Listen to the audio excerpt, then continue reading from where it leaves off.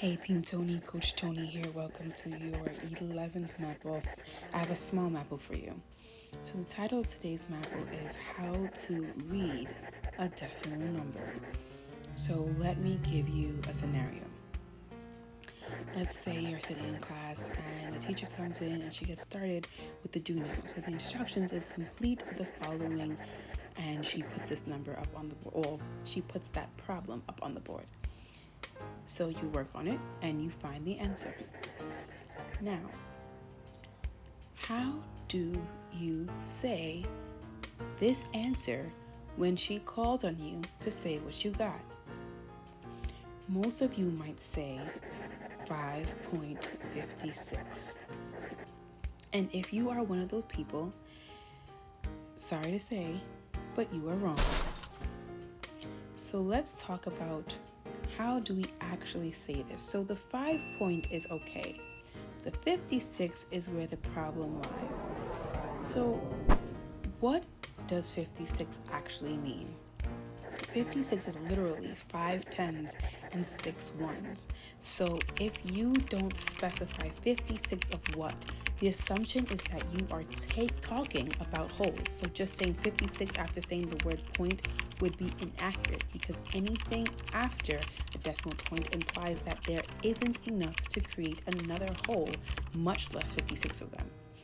So I know right now you're thinking to yourself like, okay, so if that's the case, what words do I use to convey a decimal properly? I'll help you out. First thing you can use would be 5 and 56 hundredths. So we say this because the number ends in the hundredths place. And 1/100th means taking one whole, cutting it into 100 pieces, and taking one of those. So taking 56 hundredths accurately represents a quantity less than 1. Here's another way we could say this. $5.56. So if you are dealing with money, then saying this is acceptable. 1 cent is 1/100th of a dollar, so 56 cents would be 56 hundredths of a dollar.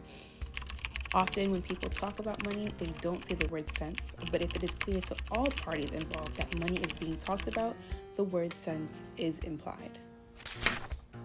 So 5.56 is another one.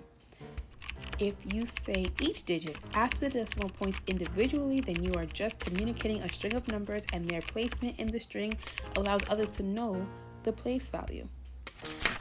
So for example, that number would be said as 18.456 or 18 and 456 thousandths.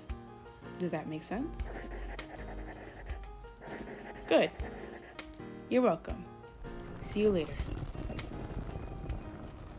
So that's our Mapple for today.